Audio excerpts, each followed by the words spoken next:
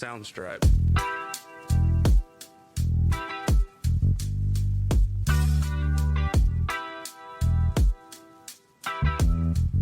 I'm Shelley Cox, founder of the Regional Collective, where we're all about empowering entrepreneurs like you. Our podcast is for anyone navigating the world of small business, especially in regional areas. I'm based in the Barossa in South Australia, a place where I love, have 3 young children and also play community club netball. My previous career as a winemaker has taken me all over the world, to New Zealand, Japan, the USA and all around Australia, but there's no place like home.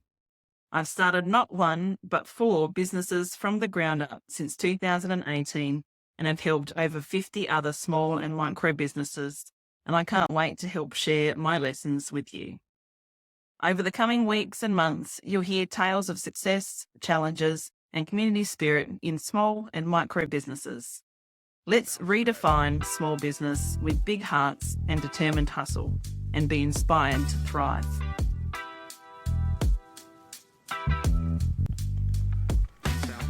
Hi there, welcome to our latest podcast episode. Today we're thrilled to chat with Leah Bartsch, the brains behind Craft Make Do and an experienced online business manager. Leah has spent the last decade mastering the art of running online businesses in markets, and she's here to share her journey and tips. From starting her own craft business to becoming a go-to online business manager and strategist, Leah's story is all about resilience and creativity. She'll talk about the lessons she's learned, the challenges she's faced, and share the strategies that have helped her succeed. So get ready for some practical advice and inspiration from Leah. So Leah, thanks for joining us today.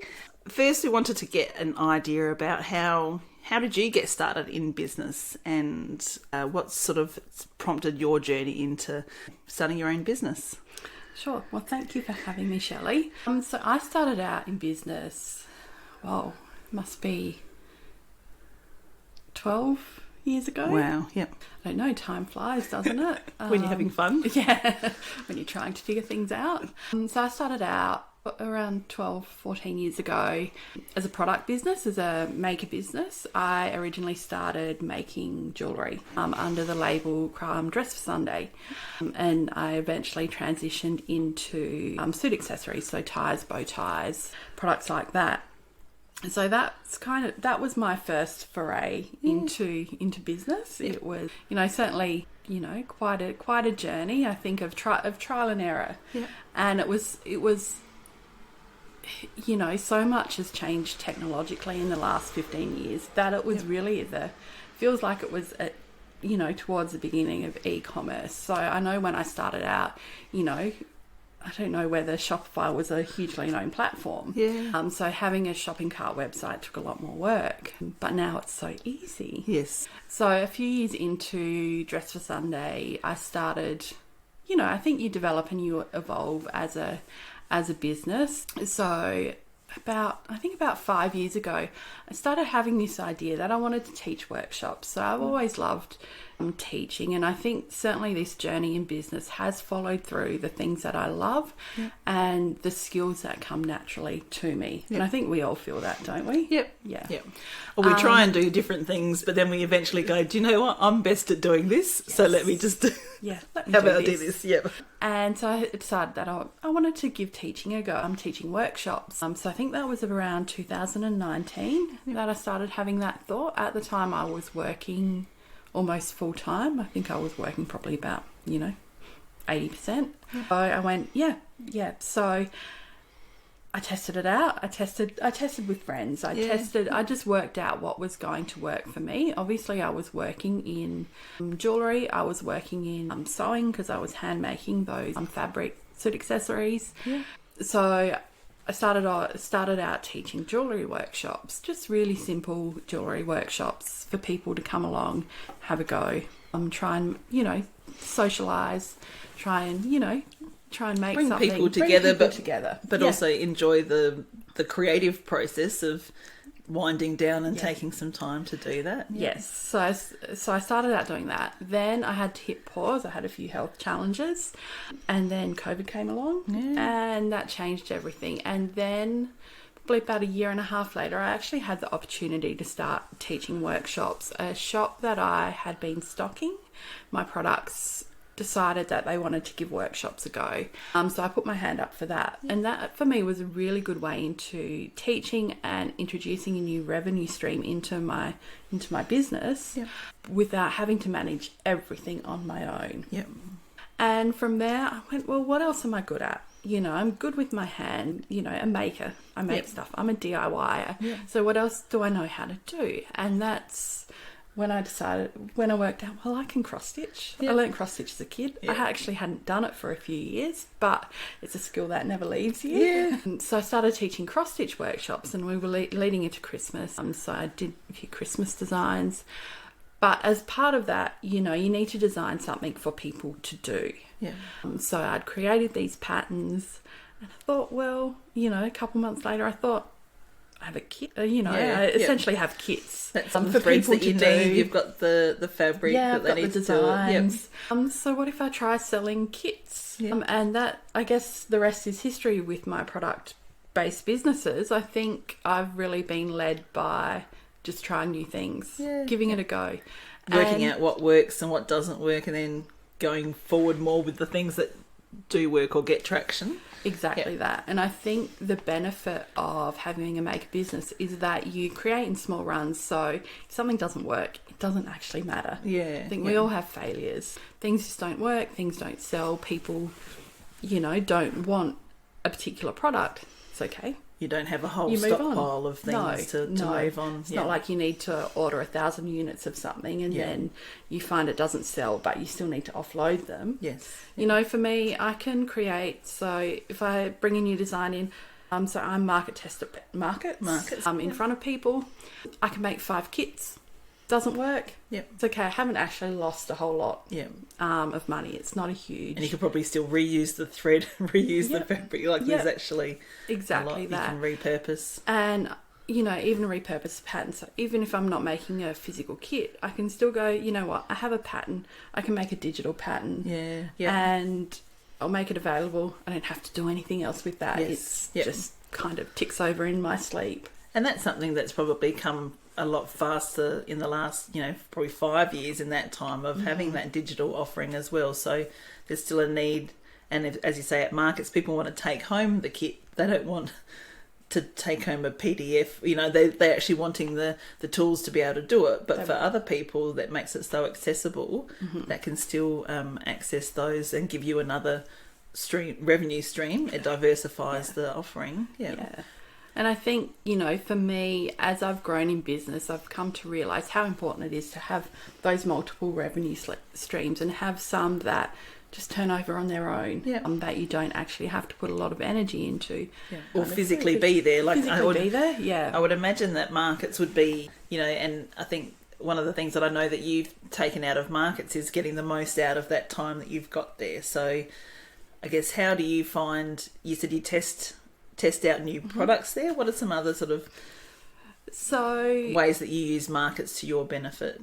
So I also use them to kind of build my following. Even if someone, I mean, the lesson to learn, not only with markets, but also with any kind of selling platform, is that people aren't going to necessarily buy the first time they see you. Yeah. Because everyone, you know, shops around. It may be that, you know, for whatever reason, they go, oh, this would be a great gift, you know, as an example, great gift for someone, but they're not ready to buy it at that point because it's not a priority. Yeah. But they will come back. And sometimes you'll have people come back 3 or 4 times before they buy. Yeah.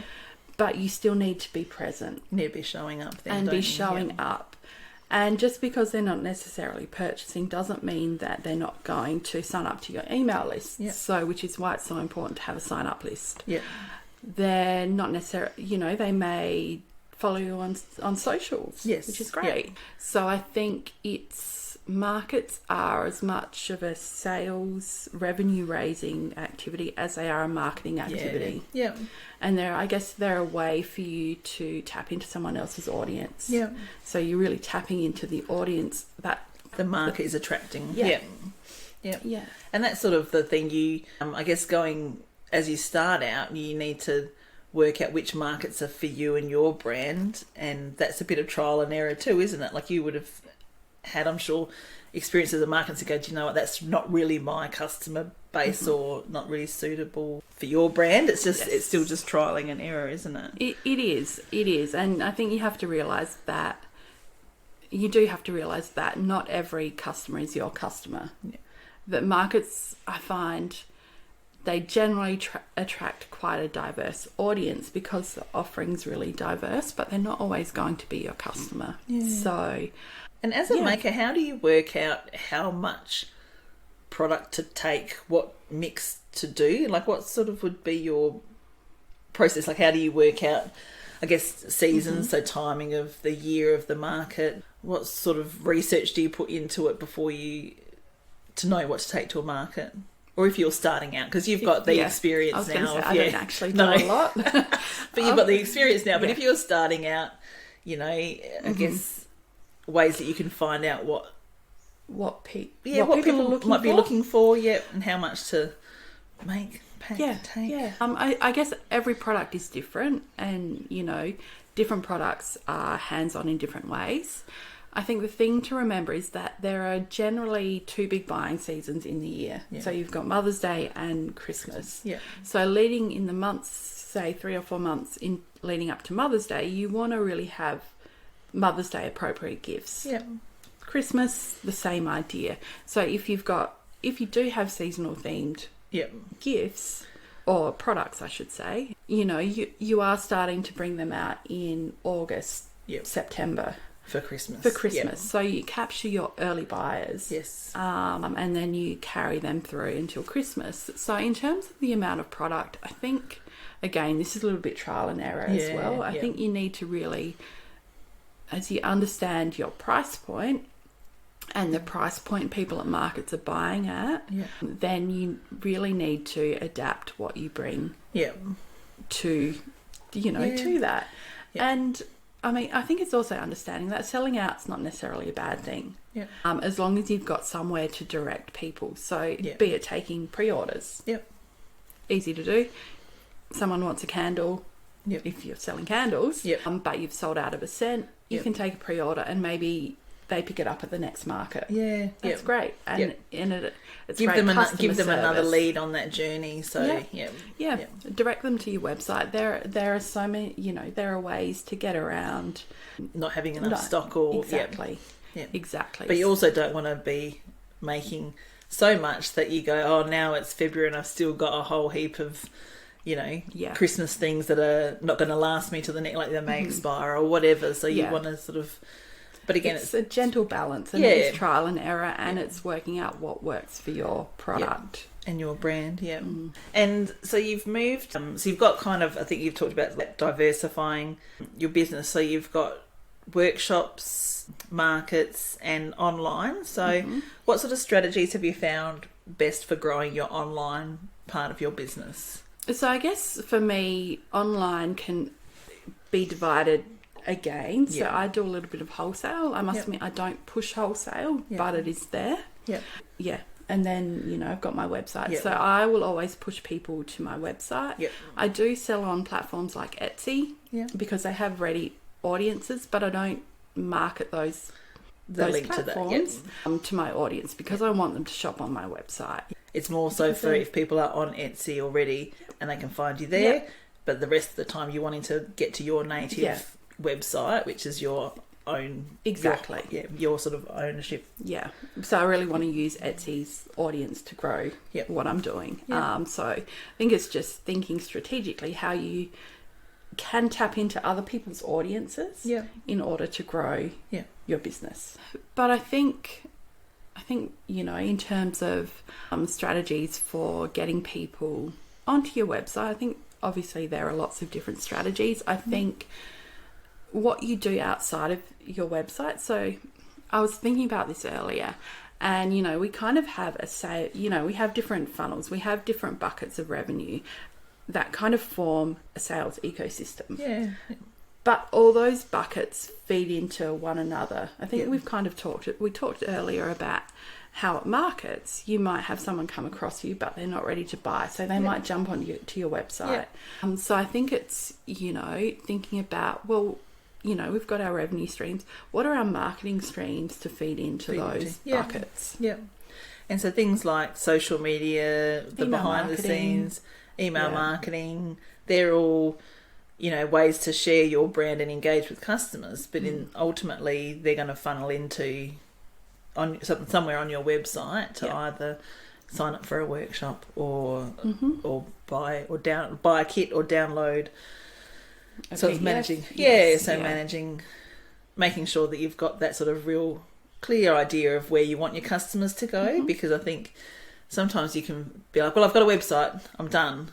It's actually doesn't work like that. Well, you won't get the best result out of that, isn't it? No. And if you kind of just have a website, you put it up and you go, people will come. It doesn't work like that. I think you're in a very competitive market. It may have worked like that 15 years ago. But you're in a very competitive market, no matter what kind of product you have. And so once you have the website, you need to be proactively marketing it and make sure that you're bringing in new offerings or reinventing or refreshing what you do offer to keep it fresh, so that you keep getting repeat customers. I think it's not a set and forget, is it? No, it's not. Which, like you said, 15 years ago, you'd be like, we've made it, we've got a website, it's all done. It's actually what's the strategy around so maintaining that, but also engaging your customers, because that's the core of it, is about servicing them and giving them new things and go, oh, there's a new kit coming out, or there's a new design, so that's what you want to then engage your customers to do that. So email marketing is a great one to keep them engaged and in your community. Yes, that 100%. So what advice would you give to someone looking to start perhaps first a market stall business and then maybe another one for online business? So maybe separating those two, because I think the market stall could be a standalone for particularly micro businesses, so people that are looking to have something that can fulfill them perhaps in a creative way or engaging way, may not necessarily want to get into online. So I think people starting out, use market stalls to test your products. I think it's a really good way to see how people engage with things. You can ask them questions. You can. I love stepping back and seeing what people go for first, what they pick up, what captures their attention, and that can inform future products. But I also think that you do, even if you just have a market stall, you still need an online presence. Because for that very reason that, people are not necessarily going to buy from you at the market, but they might want to buy from you down the track. So even if it's just having a social platform where you say, I'm going to be at this market. So Facebook and Instagram, make sure that you've got that presence there to be able to keep continuing that conversation with the customers. And I guess it's about building a relationship with customers and building that trust. So... And then I guess in terms of online business, I think it's really thinking about your revenue streams and making sure that they're solid, making sure that you have more than one, because I think, sometimes things happen like we are at the moment. There might be a downturn in one side of your business, but at least if you've got multiple streams coming in, you can put some focus on the other part. They do, and they will help prop up, And also, like if you do have markets or you're in a retail setting as well, if things are slow, but then you've also got an online business as well and wholesale, that can help bolster and boost while times are slow and tough, or if you've got quiet days at markets and you go, look, we haven't even broken even, or we've just broken even. There's going to be those days to expect that. Exactly. So having that diverse revenue stream for your business is a good way to have a sort of solid platform. And so what else are you doing this year? So what sort of, I guess, 2024 looking like for the other business? The other business. The other business, because, you know, serial entrepreneurs, we like to have multiple businesses on the go. So what have you started most recently, and how's that going? So I recently decided to use my skills to help other business owners. So I am also an online business manager. So I guess I help, you know, one of your strengths. One of my strengths is strategizing, helping other people, and really finding holes and plugging holes. I think sometimes we get so caught up in our businesses. I know I do this 100%. That we don't see the bigger picture, and we don't see how we can fix things. So I'm kind of that external, come in from the outside. I can kind of come in with a fresh eye, see what's happening, and go, actually, we can do this, and we can fix this, and, you know, we can implement new systems or automations to create time. We can do, So it's, I often find it hard to explain what I do as an online business manager, because there is so much that I can do. And I was going to say, and it's probably different for each individual business as well, where the particular strengths of one person, and then the holes that they need to be filled, or some of those better time management or workflow or systems may be different to someone else who may have different skill sets. So you sort of really just kind of curating a solution for each person. No, that's exactly right. Every business is different. Every business is at a different stage. You know, every person who is in business has different strengths, has different weaknesses, and it's about finding that balance and plugging the gaps. And I think it's been really fun using the skills that I've learned first in Dress for Sunday and now in Craft Make Do, and also outside of those businesses. I think there are lots of skills that we learn through working, and really, you know, completes the picture, doesn't it? So it kind of brings them together, and creates a service that really can benefit other people. And we were just talking, just to finish on, we were just talking before about sometimes people see it as a different business offering between a product-based business, so physical products, and a service-based business. But really there's a lot of crossover and a lot of similarities, and perhaps we can change our thinking around service-based businesses as they are products. They are, because as a service-based business, you're still offering a package. It may be that you're packaging your services and your skills, but it's a package, and it's still a product in the sense that you are selling it. It's just an intangible product. And probably good as a reminder to just change our thinking around that, because I know that that's something that I've had problems with, challenges with in the past, is thinking of it as a product to sell, and there needs to be a strategy around how to sell that. But excellent. So thank you very much for all of your insights, and we look forward to chatting with you again soon. Thank you for having me. Well, thanks for tuning in to the Regional Collective podcast. We hope you enjoyed today's episode. Don't forget to subscribe and follow us. And you can join our community each year to get exclusive resources, expert advice, and connect with other regional business owners as a member of the Regional Collective. Check out our website to learn more. There you can also find free tools like strategies to grow locally and the ultimate business startup checklist. Stay connected with us on social media for more tips and updates. Let's thrive together and make your business shine. Keep pushing forward. You're not alone on this journey.